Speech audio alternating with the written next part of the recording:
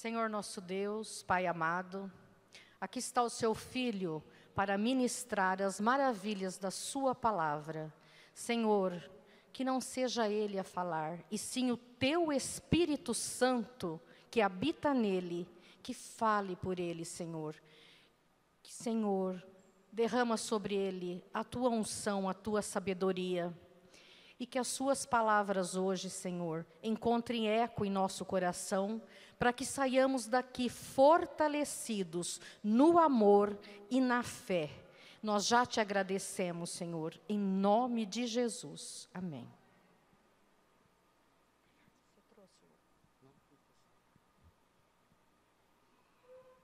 Glória a Deus. A paz do Senhor, igreja. Vamos fazer a leitura da palavra do Senhor, que se encontra no Salmo 32. Glorificado e engrandecido seja para todos sempre o nome do Senhor Jesus. Salmo 32 está escrito assim: Bem-aventurado aquele cuja transgressão é perdoada e cujo pecado é coberto.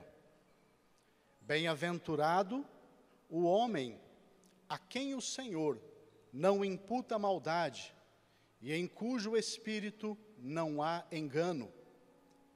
Enquanto eu me calei, envelheceram os meus ossos pelo meu bramido em todo o dia.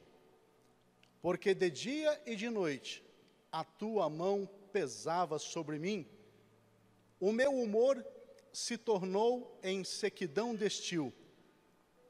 Confessei-te o meu pecado, e a minha maldade não encobri. Dizia eu: confessarei ao Senhor as minhas transgressões, e tu perdoaste a maldade do meu pecado. Pelo que todo aquele que é santo orará a ti, há tempo de te poder achar, até no transbordar de muitas águas, estas a ele não chegarão. Tu és o lugar em que me escondo, tu me preservas da angústia, tu me cinges de alegres cantos de livramento. Instruir-te-ei e ensinar-te-ei o caminho que deves seguir, guiar-te-ei com os meus olhos. Não sejais como o cavalo, nem como a mula, que não tem entendimento, cuja boca precisa de cabresto e freio, para que não se atirem a ti. O ímpio tem muitas dores, mas aquele que confia no Senhor, a misericórdia o cercará. Alegrai-vos no Senhor, e regozijai-vos, vós, os justos, e cantai alegremente, todos vós que sois retos de coração. Amém. A igreja pode se sentar. Meus amados irmãos, este salmo, ele fala a respeito da bem-aventurança daquele que recebe o perdão. Quando nós olhamos para este salmo, nós podemos perceber que ele também é classificado como um hino de ação de graças, no qual os adoradores, eles agradecem a Deus pela alegria de ter os seus pecados perdoados. Alguns estudiosos associam o Salmo 32 ao Salmo 51, principalmente por causa do verso 3. Porque no verso 3 diz assim, ó: enquanto eu me calei, envelheceram os meus ossos, pelo meu bramido em todo o dia. Então, a essência deste salmo, a essência desta oração, que depois se transformou num cântico, é que nós devemos confessar os nossos pecados e tomar posse do perdão de Deus para a nossa vida. Então, a primeira ideia que nós temos da introdução deste salmo é que somente os perdoados são verdadeiramente felizes. Não é uma coisa linda isso, irmãos? A felicidade da nossa vida, ela está em ter os nossos pecados perdoados. o texto do verso 1 começa dizendo assim: bem-aventurado, quer dizer, quão feliz. Parece que o salmista está respondendo uma pergunta: quem é verdadeiramente feliz? E aí, o próprio Davi responde: feliz, bem-aventurado, ditoso, abençoado é aquele cuja transgressão é perdoada e cujo pecado é coberto. Ou seja, aquele a cuja transgressão é perdoada, a felicidade, ela está, conforme eu já disse, em termos os nossos pecados apagados. Mas no tempo de Davi, os pecados não eram apagados, eles eram cobertos. A Bíblia hebraica diz, neste verso do Salmo, que o pecado era coberto, que ele era relevado. Ou seja, quando se fazia um sacrifício, a ira de Deus se acalmava, mas não era resolvida. O pecado não era expiado definitivamente. E é interessante no Novo Testamento que quando Jesus aparece diante de João Batista, ele diz assim, ó: eis o Cordeiro de Deus que tira o pecado do mundo. Ele não cobre mais o pecado, ele nos liberta do pecado, ele nos purifica do pecado, ele nos faz andar na sua presença.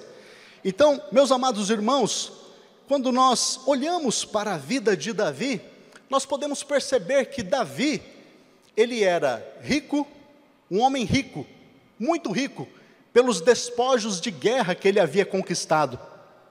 Ele era famoso, muito famoso. Davi é considerado o ancestral mais ilustre de Jesus. Davi era um homem de uma beleza diferenciada. A Bíblia fala, quando ele, ali no primeiro livro de Samuel, capítulo 16, que ele era de boa aparência, quer dizer que ele era bonito. Ele tinha muita sabedoria, muito conhecimento. Mas sabe o que Davi está querendo nos dizer? Que riqueza, popularidade, beleza e sabedoria ajudam, mas não definem a felicidade. A nossa felicidade será definida se tivermos os nossos pecados perdoados. Isso foi o que aconteceu conosco, irmãos. Pelos méritos de Cristo, os nossos pecados foram apagados. Quando Jesus morreu na cruz do Calvário, no nosso lugar, nós fomos perdoados. Nós somos felizes porque herdaremos a vida eterna. Já somos herdeiros da vida eterna. Aliás, a vida eterna já começou para nós quando nós aceitamos a Cristo, quando nós iniciamos um relacionamento com Jesus. A nossa vida já está em fase de vida eterna, nós já estamos vivendo numa dimensão de eternidade, ainda não estamos desfrutando daquilo que a Bíblia chama de gozo, paz e alegria, mas estamos a caminho da Jerusalém celestial. Então Davi, ele está expressando a sua experiência pessoal. E é interessante, meu irmão, que uma pessoa que está em pecado, ela não toma posse da graça de Deus, através do perdão e do sacrifício de Jesus. Esta pessoa está sempre triste. Você já percebeu que existem pessoas que muitas vezes, elas estão muito tristes. Tem pessoas que são a tristeza em pessoa. Mas se você for prestar atenção, você vai perceber que geralmente estas pessoas estão em pecado. O pecado traz tristeza, o pecado, ele traz uma tristeza terrível.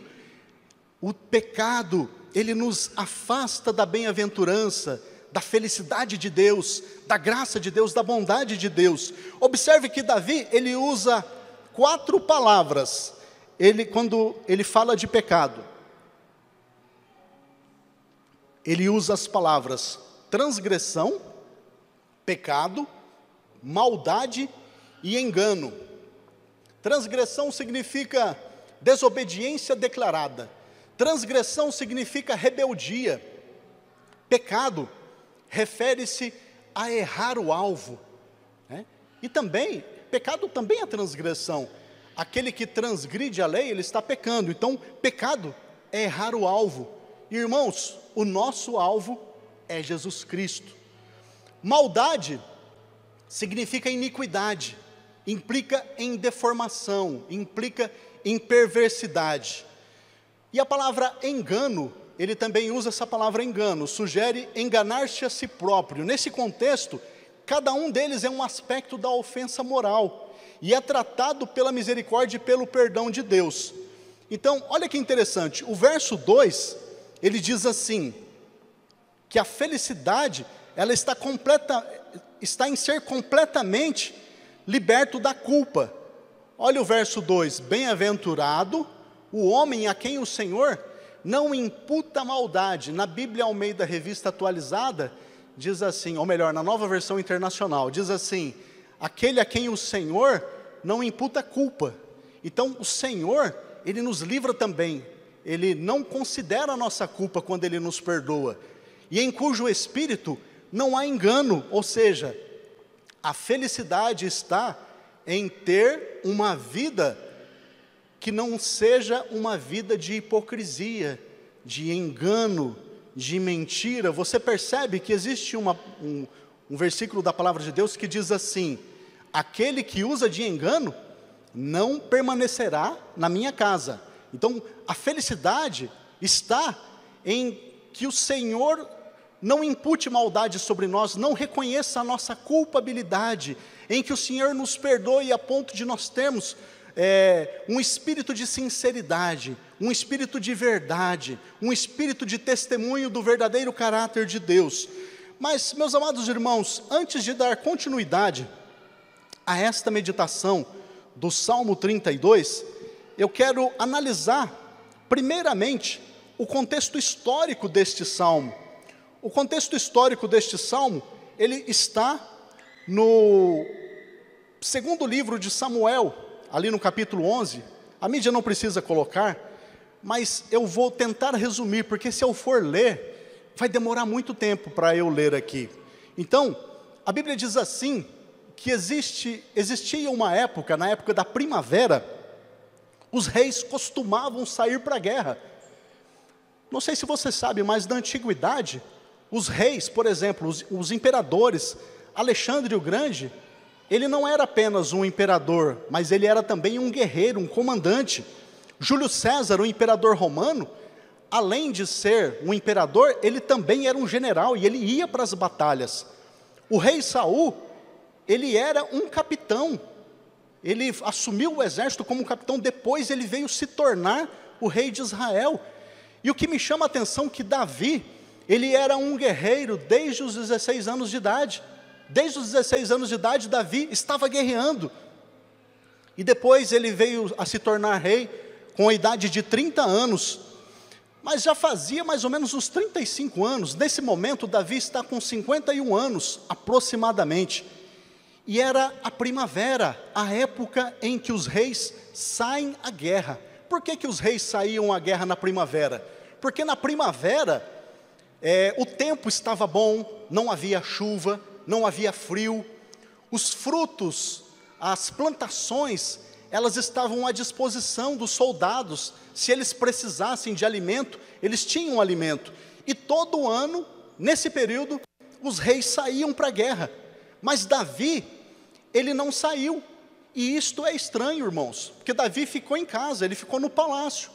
Ele ficou ali descansando. E ele enviou Joabe, que era o seu comandante. Joabe era seu sobrinho. E Joabe foi para lutar contra os amonitas. Estes amonitas eram descendentes de Ló. Eles estavam na sua capital, que se chamava Rabá. E o comandante Joabe foi para lá, com todos os homens adultos de Israel. Então o pessoal não estava trabalhando na agricultura, foram tudo para a guerra. Mas Davi ficou descansando em casa. E a Bíblia diz que ele se alimentou, e quando foi na parte da tarde, à noitinha, Davi acordou e foi passear pelo terraço do palácio. E Davi estava passeando pelo terraço do palácio. Vale lembrar que o palácio de Davi ficava numa colina, onde ele tinha uma vista de Jerusalém privilegiada. Era uma visão magnífica, onde ele podia olhar para a cidade. E ele percebeu que bem perto da sua casa, havia uma mulher tomando banho. E naquele tempo, os banheiros ficavam fora da casa. Quem tinha banheiro dentro de casa era apenas os reis. Os pobres tinham um banheiro fora de casa, e a casa de banho ficava bem no meio do pátio, num cercadinho. E uma mulher chamada Batseba, ela estava tomando banho. E Davi se levantou à tarde, depois de ter dormido um pouco, e começou ali a passear pelo terraço, e viu uma mulher que a Bíblia diz que era muito bonita. Quando a mulher fala que a mulher era muito bonita, era muito linda. E Davi perguntou para os seus emissários: quem é esta mulher? E os emissários de Davi disseram assim: olha, ela é a esposa de Urias, ela é filha de Eliã, ela é neta de Aitofel, um dos seus mais ilustres conselheiros. Irmãos, Davi poderia parar por ali. Então quer dizer que ela é uma mulher casada, ela é esposa do Urias. E ainda eu gostaria de destacar que o Urias, ele fazia parte dos 30 valentes de Davi. O seu sogro Eliã, pai de Batseba, também fazia parte dos soldados de elite de Davi. Sabe o que acontece aqui, irmãos? Urias e Eliã eram amigos de guerra de Davi, haviam se tornado seus soldados especiais. Eles estavam com Davi desde aquela época da caverna de Adulão. Eles defenderam muito Davi, eles estavam há muito tempo com Davi. Então, eles não eram apenas os soldados da elite de Davi, eles eram amigos de Davi. E Davi não quis nem saber. Ele mandou que alguns mensageiros fossem buscá-la, e trouxeram para Davi. E a Bíblia usa um eufemismo, uma figura de linguagem para dizer que Davi se deitou com Batseba. Passado algum tempo, Batseba mandou um recado para Davi. Ela disse para um dos mensageiros: avise o rei que eu estou grávida. Então, Davi ficou muito preocupado. Davi falou assim: e agora? O que eu vou fazer? Eu tenho que esconder esse pecado. Essa mulher está aí, o marido dela está lá no campo de batalha. Eu vou fazer contato com o Joabe, o comandante, e vou pedir para Joabe mandar Urias. E assim aconteceu. Ele mandou um mensageiro, e Joabe enviou Urias para Davi. E Davi, quando Urias chegou, Davi perguntou: como vai Joabe? Como está a guerra? Como as tropas estão indo? Está tudo bem? Aí eles conversaram bastante, foi um momento ali de amizade. De repente Davi disse para Urias: meu amigo, vá para casa, descanse um pouco, lava os teus pés. A expressão lava os teus pés quer dizer vá para casa descansar. E Urias não foi para casa. Logo que Urias saiu, Davi mandou um presente para a casa dele, uma iguaria, um alimento especial. Mas Urias, ao invés de ir para casa, ele ficou na porta do palácio, onde havia os guardas. Eles moravam ali na porta do palácio, aqueles que estavam trabalhando. Então Urias chegou por ali e falou assim: olha, eu preciso de um quarto aqui para dormir, eu estou com a minha esteira, eu quero forrar a minha esteira no chão, eu quero dormir. E ele pegou e ficou por ali, mas não desceu para sua casa. Quando Davi soube que Urias não tinha ido para casa, ele mandou chamar Urias no outro dia. Ele falou assim: por que você acabou de voltar, rapaz, de uma jornada tão longe e não foi para casa? Davi estava muito preocupado, ele precisava esconder aquele pecado. Urias respondeu: majestade, os homens de Israel, os homens de Judá, a arca de Deus, elas estão em tenda. O meu comandante Joabe e os seus homens, eles estão dormindo ao relento. Como que eu vou para minha casa e vou dormir com a minha mulher e vou lavar os meus pés e vou ficar tranquilo, comendo e bebendo, sendo que Israel e Judá estão sofrendo na guerra? Então Davi disse assim para ele: não, tudo bem, então você vai ficar o resto do dia aqui, e amanhã eu vou te despedir. Quando foi no outro dia, Davi convidou Urias para jantar. E aí eles estavam ali jantando. De repente, Davi começou a embebedar a Urias. Urias ficou muito bêbado, e Davi disse assim para Urias: agora, você pega e vai para sua casa, vai ficar com a sua esposa, vai descansar. Mas na manhã seguinte, Davi descobriu que Urias não foi para casa. Urias era um homem que tinha muita consciência, responsabilidade. Ele não conseguia se desligar da guerra, conforme Davi havia feito. Então, disseram para Davi: Urias dormiu aqui no alojamento do palácio. Então, Davi mandou chamar Urias. Ele escreveu uma carta para Joabe.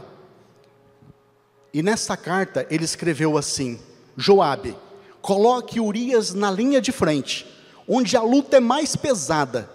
Depois se retirem e deixe que ele seja morto. Davi lacrou esta carta, colocou o sinete, carimbou com o sinete do rei e entregou na mão de Urias e falou assim: não abra, entregue que isso aqui é uma carta secreta para o comandante Joabe. Então, Joabe, ele quando abriu a carta, ele deve ter ficado até assustado, porque Davi era um homem muito amoroso, muito misericordioso. Eu estou conjecturando, mas eu quero acreditar que quando Joabe abriu aquela carta, ele deve ter pensado: meu Deus, Urias deve ter feito uma coisa muito séria, para ele ter que morrer. Mas tudo bem, o rei mandou. Meu Deus, será que este é o homem que escreveu o Salmo 23? Será que este é o mesmo homem que fez o bem a Mefibosete? Mas o Davi está muito diferente, mas eu vou obedecer ao rei.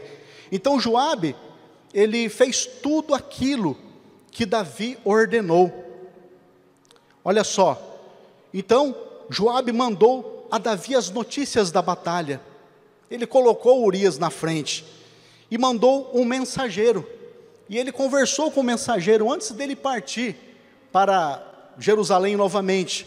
E ele disse assim para o mensageiro: olha, se o rei ficar zangado e perguntar assim: por que vocês chegaram tão perto dos muros de Rabá?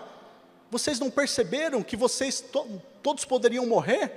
Haviam flecheiros que mataram muitos israelitas. E então o mensageiro foi e disse a Davi: olha, o que Joabe mandou falar, quando você perceber que o rei fica bravo, você fala: o teu servo Urias, ele também morreu. Aí Davi ficou todo alegrinho que Urias tinha morrido. Ele olhou para o mensageiro e falou assim: diga para Joabe para não se preocupar, porque numa batalha nunca se sabe quem vai morrer. A espada, ela corta tanto a um quanto a outro. Fala para Joabe prosseguir na guerra e conquistar a cidade. Então, meus amados irmãos, Batseba soube que o marido tinha morrido e chorou pelo seu esposo. Depois que passou o tempo de luto, Davi mandou trazer Batseba para o palácio, e ela se tornou sua esposa, e acabou lhe dando um filho, né? Mas a Bíblia diz assim, que isto pareceu mal aos olhos do Senhor. Então, o que me chama a atenção é que a Bíblia diz que Deus enviou o profeta Natã para falar com Davi, para confrontar Davi. E eu estava pesquisando no livro da história dos Hebreus. Flávio Joséfo diz que Natã teve um sonho, e neste sonho Deus falava para ele lá falar com Davi. E o Senhor Deus mandou que o profeta fosse. E é interessante que quando Natã chega, ele não fala nem bom dia, nem boa tarde, nem boa noite, e nem fala shalom. Ele entra e começa a contar uma parábola. Então ele fala assim: um rico possuía muito gado, muitas ovelhas, enquanto que o pobre tinha somente uma cordeira. E ele cuidou dessa cordeirinha como se fosse a sua filha, e ela dormia no seu colo, e era a coisa mais linda, e era a única coisa que esse pobrezinho tinha, era aquela cordeirinha.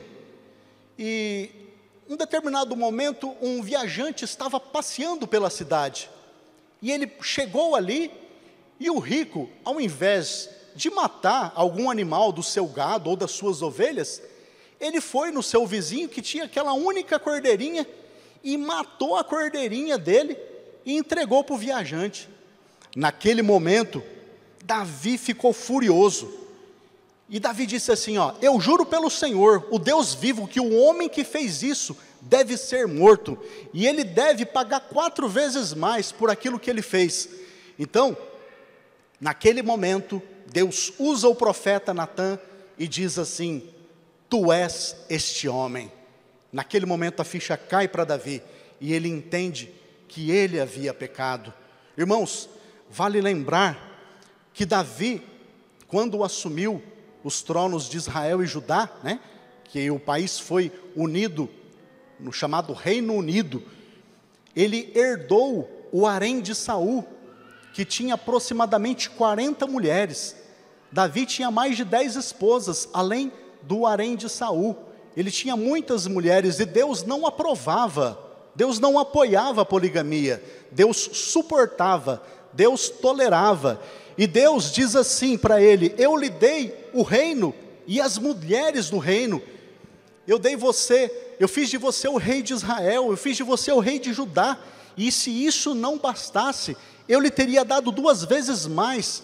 Por que é que você me desobedeceu, Davi? Os meus mandamentos você desobedeceu e fez esta coisa tão horrível. Você matou Urias pela espada dos amonitas, e agora a espada não sairá mais da sua casa. Então Davi chega para o profeta e fala assim: eu pequei contra o Senhor. E é interessante, meus irmãos, que o profeta diz assim: mas o Senhor perdoou o seu pecado. Ele perdoou o seu pecado. Você não morrerá. Glorificado seja o nome de Jesus.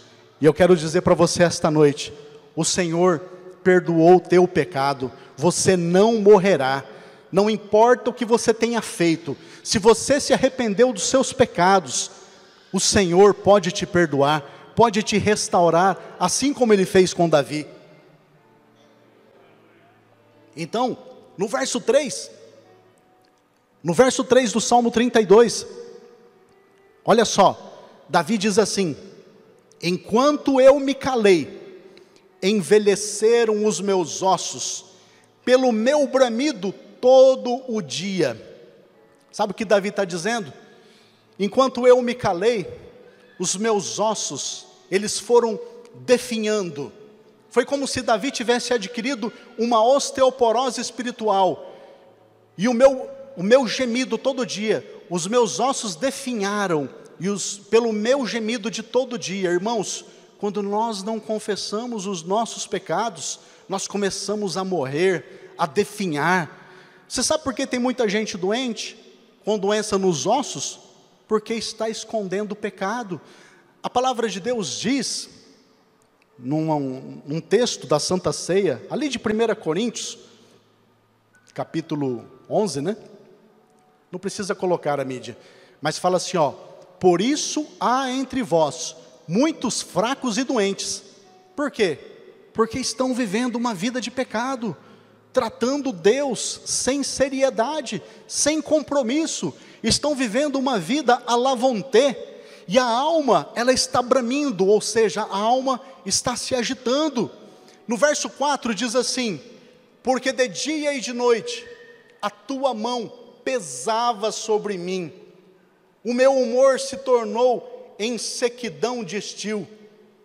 Eu gosto da tradução da Bíblia Nova Almeida Atualizada, que ela diz assim, o meu vigor secou como o calor do verão. Irmãos, quando pecamos e não tratamos o nosso pecado, quando pecamos e não nos arrependemos, quando pecamos e não confessamos, o nosso vigor, ele vai se desvanecendo, nós perdemos a força vital da vida, porque a graça de Deus, o poder do Espírito Santo, ele vem sobre a nossa vida quando nos arrependemos, quando tomamos posse do perdão.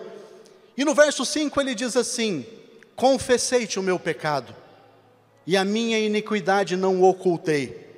Eu disse, diz Davi, confessarei ao Senhor as minhas transgressões, e tu perdoaste a iniquidade do meu pecado. Em algumas Bíblias, no final tem entre parênteses, que significa selá. Selá quer dizer pausa musical, porque isso aqui também, além de uma oração, se transformou num hino. Confessei-te o meu pecado, e a minha iniquidade não mais ocultei. Eu não vou mais esconder o meu pecado, Davi estava dizendo. Aqui o salmista está falando sobre a importância da confissão, irmãos. Uma coisa que me chama a atenção, Certa vez eu estava lendo um livro do saudoso pastor Antônio Gilberto, das Assembleias de Deus, e nesse livro ele falava que existe 3 tipos de confissão.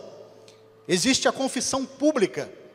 A confissão pública é quando envolve aquele membro da igreja num pecado que todo mundo ficou sabendo, né? E aí a pessoa vai na frente para pedir perdão. Isso não acontece nos dias de hoje, pelo menos aqui na nossa região sudeste, mas em algumas igrejas do Nordeste, isso ainda acontece. No culto de Santa Ceia, a pessoa vai lá na frente e pega o microfone e fala assim: eu quero pedir perdão para a igreja. O pastor fala assim: o irmão fulano vai entrar em comunhão. Isso acontecia muito nos anos 80, eu já passei por isso. E uma vez eu perguntei para o meu pastor, que era muito meu amigo, eu falei assim: pastor, o que eu vou falar? Aí ele falou assim: quanto menos você falar, melhor. Ele falou assim: peça perdão para a igreja.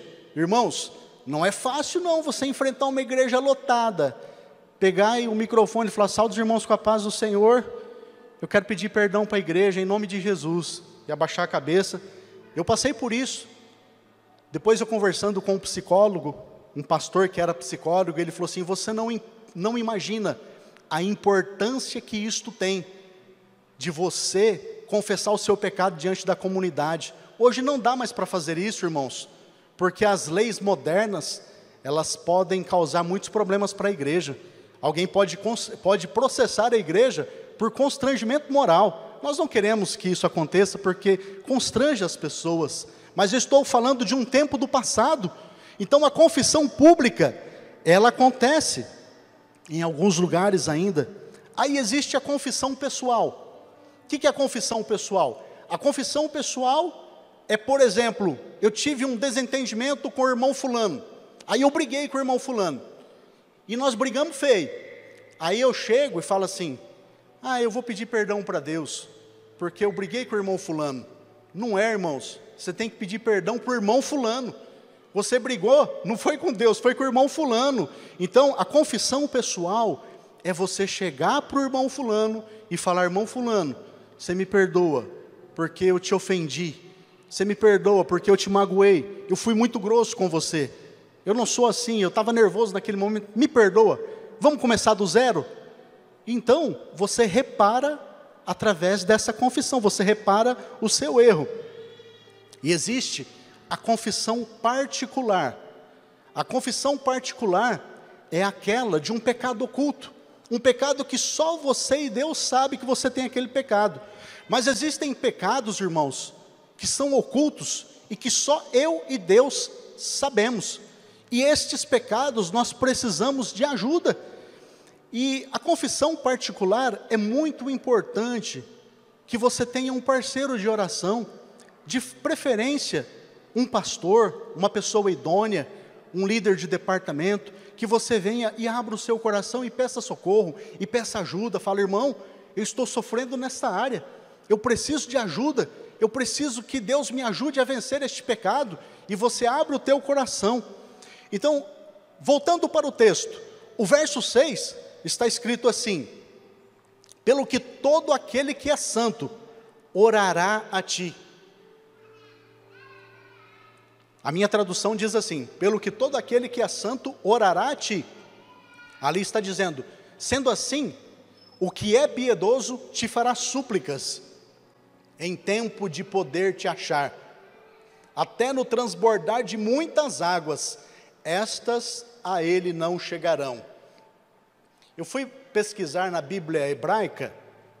A Bíblia hebraica diz assim: pelo que todo aquele que é devoto, ou seja, aquele que pratica um devocional diário, aquele que está sempre conversando com Deus, todo aquele, tem outra tradução que diz assim: pelo que todo aquele que é fiel orará a ti. Então, irmãos, para conversar com Deus, tem que ser santo, tem que ter uma vida de piedade, tem que ter uma vida de fidelidade, tem que ter uma vida de santidade, tem que ter uma vida no altar do Senhor. Mas eu pequei, conserta, peça perdão para Deus, organize novamente o teu altar, há tempo de poder te achar. Sabe o que está querendo dizer? O texto está dizendo assim, que ainda dá tempo de encontrar o Senhor, de achar o Senhor. Olha só, até no transbordar de muitas águas, estas a ele não chegarão. Quando o salmista Davi escreveu esse texto, quando ele entra na parte B do versículo, que ele diz assim: até no transbordar de muitas águas, estas a ele não chegarão. Sabe o que ele está falando? Ele está se referindo às inundações do Negueb. Não sei se vocês já viram na internet, já apareceu vários vídeos do Vale do Negueb. É um lugar muito seco. De repente a água chega, irmãos, e os beduínos que habitam naqueles lugares ali, os povos árabes do deserto, eles não sabem se eles ficam alegres porque a água chegou, ou ficam tristes porque pode ser que aquela água inunde toda a barraca deles, a tenda deles, né? Então o texto diz assim: até no transbordar de muitas águas, estas a ele não chegarão. Então é muito importante nós orarmos a Deus e pedirmos ao Senhor: Senhor, guarda a minha casa, guarda a minha tenda, Senhor, guarda a minha residência, o meu patrimônio. Apresente a Deus a sua propriedade, pelo que todo aquele que é santo orará a ti. Busque ao Senhor. Irmãos, a nossa busca por Deus, ela é constante. Você pode orar, irmão, dirigindo. Você pode estar dirigindo o seu carro: Senhor, eu te agradeço pelo dom da vida, te agradeço por ter me salvado, te agradeço por ter saúde, te agradeço por isso, por aquilo. Você pode orar lavando louça, você pode orar mexendo no seu jardim, você pode viver uma vida de oração, não é apenas na igreja aqui de joelhos, mas você pode estar limpando a sua casa, orando a Deus, buscando ao Senhor. Isaías 55:6, está escrito assim: buscai ao Senhor, enquanto se pode achar. Olha só, invocai-o enquanto está perto. Irmãos, busque ao Senhor. De que forma? Através dos cânticos, através da oração, através da consagração, através do jejum, através de uma visita a um irmão que está necessitado, através da vinda aos cultos. Nós precisamos buscar ao Senhor. O Salmo 4, verso 3, está escrito assim: sabei, pois, que o Senhor separou para si aquele que lhe é querido. O Senhor ouvirá quando eu clamar a Ele. Meus irmãos, Deus está disposto a nos ouvir. Olha só, Deus separou para si. Você é um separado de Deus. Você é um santo do Senhor, uma santa do Senhor. Como eu sou santo? Pelos méritos de Cristo, pelo perdão de Cristo na cruz do Calvário, quando Ele morre no meu e no seu lugar. Nós somos santificados por Cristo, quando cremos no seu sacrifício. O Salmo 65, 2, Salmo 65, verso 2, diz assim: ó tu, que ouves as orações, a ti virá toda a carne. Todos nós compareceremos diante de Deus. Todos nós estaremos diante do Senhor para dar conta da nossa vida, de tudo aquilo que fizemos ou que deixamos de fazer. Olha só, o Salmo 32:7 é um salmo muito bonito também, é um verso muito bonito. Diz assim: tu és o lugar, ainda dando prosseguimento no salmo que eu estou meditando, Salmo 32, verso 7. Tu és o lugar em que me escondo, tu me preservas da angústia, tu me cinges de alegres cantos de livramento. Irmãos, nós precisamos estar escondidos no Senhor. Nós precisamos tomar a nossa vida, a nossa existência e escondê-la em Deus. Sabe por quê? Porque o salmista diz: tu me preservas da angústia. É uma promessa, ó. Tu me preservas da angústia. Ele te cura da angústia, da depressão. Tu me cinges de alegres cantos de livramento. Ó o Selá, quer dizer, pausa musical. É mais uma estrofe do hino que está sendo cantado pelo salmista. Então tu és o lugar em que eu me escondo. Olha só, é interessante que o Salmo 27, 5, ele diz assim: também, porque no dia da adversidade me esconderá no seu pavilhão, no oculto do seu tabernáculo me esconderá, por-me-á sobre uma rocha.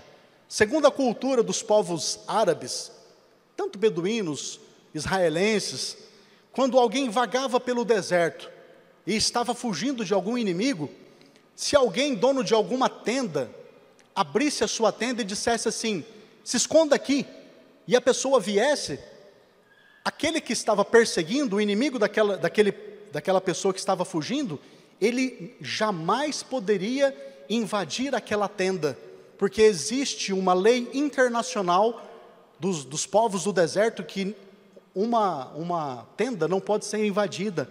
Agora, irmãos, você imagina você estar no tabernáculo de Deus. Se numa tenda humana você está seguro, imagina no pavilhão do Senhor, no oculto do seu tabernáculo, você estar escondido.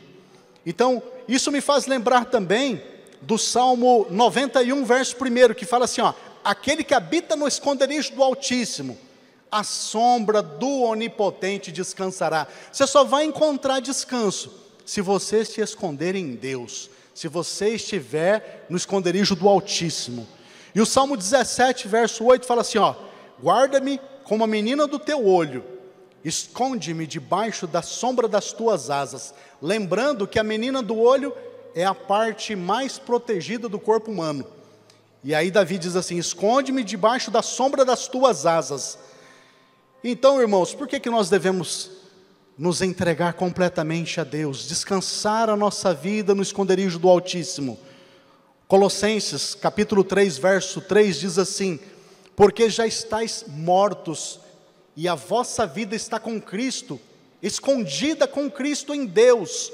Nós já estamos mortos para o pecado. Quem está morto para o pecado não pode ter raiva. Quem está morto para o pecado não pode ter culpa. Quem está morto para o pecado não pode viver pecando. Ah, mas eu ainda continuo pecando. Mas você está morto, você deveria estar morto. Quando você olhar aquilo que te estimula a praticar aquilo que é errado, você tem que se conscientizar que você está morto e a sua vida está escondida em Cristo. Eu já contei aqui que um pastor chinês, na China comunista, ele foi condenado à morte por pregar o Evangelho, por ser cristão.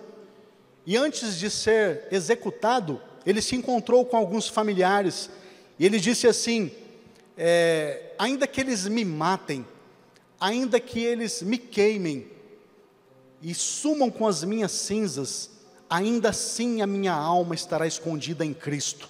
Irmãos, não tenha medo de nada, não tenha medo de comunismo, não tenha medo, tema apenas ao Senhor. Vamos continuar orando, pedindo para que Deus livre o nosso país dessa praga, desse comunismo, mas vamos confiar no Senhor, irmãos, porque o Senhor, é do Senhor que vem a nossa força. O verso 8 diz assim: instruir-te-ei e ensinar-te-ei o caminho que deve seguir, guiar-te-ei com os meus olhos. Esse verso ele pode ter duas interpretações. Pode ser Davi falando, né? Porque Davi se propunha a ensinar os malfeitores. No Salmo 51, 13, Davi diz assim, ó: então ensinarei os teus caminhos aos transgressores, para que os pecadores se voltem a ti. Não importa se você pecou tão forte quanto Davi, o que mais importa é que você se arrependeu e que você foi perdoado por Deus, você foi lavado pelo sangue de Jesus, e agora você vai ensinar aos transgressores. Nós não estamos aqui para julgar Davi, mas para aprender com aquilo que ele praticou, para que nós possamos não cometer os mesmos erros. Então, meus irmãos, ter a direção de Deus é a coisa mais importante da vida. Aquele que ouve o Senhor, ele vai caminhar segundo a vontade de Deus. O verso 8, conforme eu disse: instruir-te-ei e ensinar-te-ei o caminho que deves seguir. Irmãos, Deus fala até os dias de hoje. Deus fala através da sua palavra, Deus fala através de profeta, Deus fala audivelmente. Eu já ouvi a voz de Deus audivelmente. Deus fala no pensamento. Uma vez eu estava indo para casa com a minha esposa, Deus falou assim: desce essa rua. E tinha um homem na esquina, eu desci aquela rua. Depois eu cheguei na minha casa, o meu vizinho falou: acabei de ser assaltado por um homem e as suas vestes, as características eram assim. Aí eu me lembrei que Deus tinha me feito virar a esquina, para não me dar de cara com aquele homem. Deus, Ele dá livramentos, conforme um amado irmão testemunhou aqui esses dias. Não vá lá, e a gente ouve a voz de Deus, e Deus fala ainda na terra, irmãos. Então Deus pode falar com você, Ele pode te dar direções para a sua vida. O verso 9, não sejais como o cavalo, nem como a mula, que não tem entendimento, cuja boca precisa de cabresto e freio, para que não se cheguem a ti. Irmãos, cavalo não tem inteligência, tanto é que cavalo tem que viver, geralmente as pessoas batem no cavalo, se o cavalo, né, para sair eles dão uma chicotadinha no cavalo ali, e o burro também, a mula, empaca às vezes, não vai, fica invocado, não sai do lugar, né? Uma vez eu estava assistindo um filme do Clint Eastwood, e o rapaz estava chegando com o seu cavalo, e alguém disse assim para ele: deixe esse cavalo descansar, senão ele vai morrer. Eu não sei se é verdade, mas parece que se o cavalo, você não fazer ele parar, ele não para, ele vai até morrer. Está aqui o veterinário, Dr. Maurício, não sei se é verdade a informação. E o burro, na verdade eu acho que o burro é mais inteligente, porque ele fica cansado, ele empaca, né? Ele não vai mais. E o cavalo não para. O que esse verso quer dizer? Irmãos, que a nossa natureza, ela é animalesca. A nossa natureza humana, ela é selvagem. E ela precisa ser domada. Senão Deus vai nos castigar. Assim como os homens castigam os cavalos, os burros, as mulas. E nós precisamos aprender com as orientações da palavra de Deus. Não deixe a sua natureza selvagem dominar você. Controle-se, se contenha. Quando o salmista se refere a cavalo e mula, eu interpreto que nós devemos dominar a nossa natureza pecaminosa. Nós devemos nos entregar nas mãos do Senhor e deixar Ele guiar a nossa vida. Olha só, o ímpio tem muitas dores, mas aquele que confia no Senhor, verso 10, a misericórdia o cercará. Irmãos, por que o ímpio tem muitas dores? Porque ele não teme a Deus. O ímpio não teme a Deus. Ele não confessa a Deus os seus pecados, ele não se humilha diante de Deus, ele não reconhece as suas misérias. Então, o ímpio sofre muito, porque se ele se confessa diante de Deus, se ele acerta o seu altar diante de Deus, Deus pode ter misericórdia e tirar as dores. Amor, irmãos, a dor não é apenas dor física, a dor da alma, ela é tão terrível quanto a dor física. O que Davi está dizendo no início deste salmo? Ele diz assim: a minha alma estava bramindo, a minha alma estava gemendo. Então, nós precisamos dar descanso às nossas almas. Jesus diz assim: vinde a mim, todos vós que estáis cansados e oprimidos, e eu vos aliviarei. Então, meus irmãos, algumas pessoas falam que o Evangelho é algo recente, que só tem 2000 anos, mas a Bíblia diz em Gênesis 15, verso 6, e creu ele no Senhor, e imputou-lhe isto por justiça, ou seja, Abraão confiou em Deus, e ele foi justificado, ele foi absolvido. Salmo 34, verso 19 diz assim: muitas são as aflições do justo, mas o Senhor o livra de todas.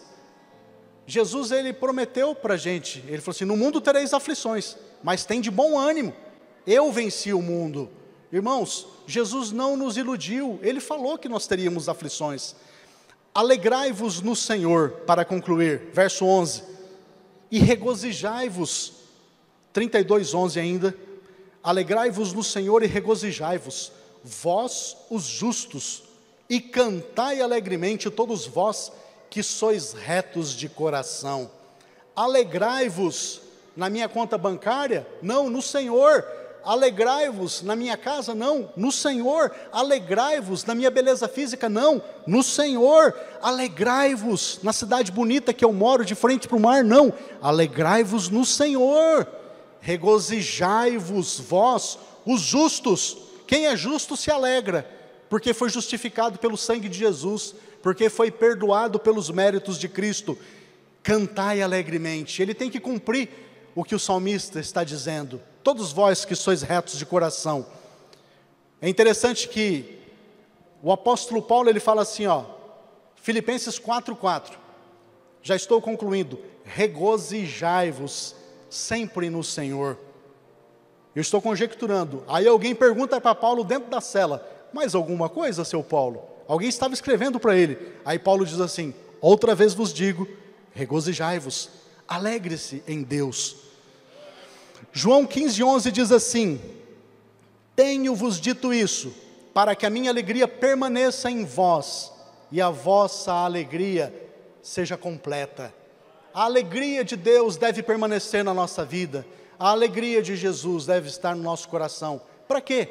Porque se ela estiver, a nossa alegria será completa. Então, meus irmãos, o Salmo 28:7 diz assim, o Senhor é a minha força e o meu escudo, nele confio, o meu coração confiou o meu coração e fui socorrido, pelo que o meu coração salta de prazer, e com o meu canto louvarei. E para concluir, irmãos, lembrando que o Salmo 32 que nós meditamos, ele é um complemento do Salmo 51.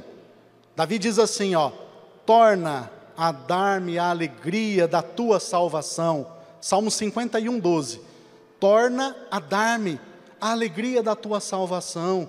Quem é salvo é alegre. E sustém-me com um espírito voluntário. Eu acho que aqui ele estava falando do Espírito Santo, né? Eu preciso da presença de Deus, eu preciso da graça de Deus, eu preciso do amor de Deus, eu preciso estar nos caminhos do Senhor, buscando a sua presença. Amém, igreja? Convido a todos para que se coloquem de pé, vamos fazer uma oração.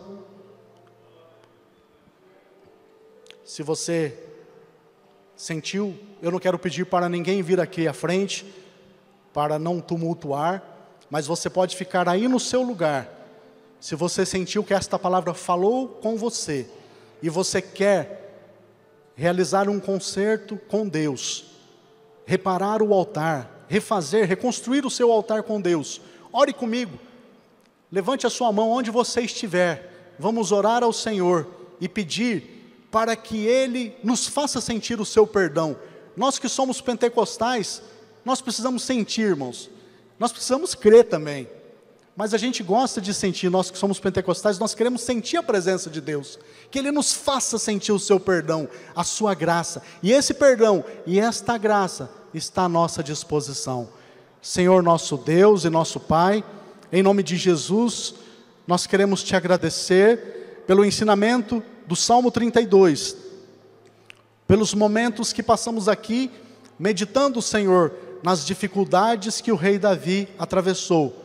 Pai, nós te agradecemos, Pai, porque o Senhor não esconde os erros dos grandes homens da Bíblia. E é interessante, Deus, que ainda o Senhor chama ele de um homem segundo o teu coração. Eu quero acreditar porque ele se converteu de verdade, ele reconheceu os seus pecados, e esta noite nós reconhecemos também aqui os nossos pecados, as nossas misérias, e te pedimos perdão, Senhor, pelos nossos pecados, te pedimos que o Senhor nos dê força, nos dê graça, e aquele, meu Deus, que está neste momento, refazendo as suas forças, renovando o concerto contigo, eu quero te pedir, Pai, que o Senhor venha perdoá-lo, venha perdoá-la, venha dar graça ao teu servo, à tua serva, para que continue nesta caminhada em direção ao céu. Em nome de Jesus, meu Deus, eu te agradeço, eu te louvo e te exalto, em nome de Jesus. Amém, Senhor. Amém, Jesus. Devolvo ao microfone ao pastor.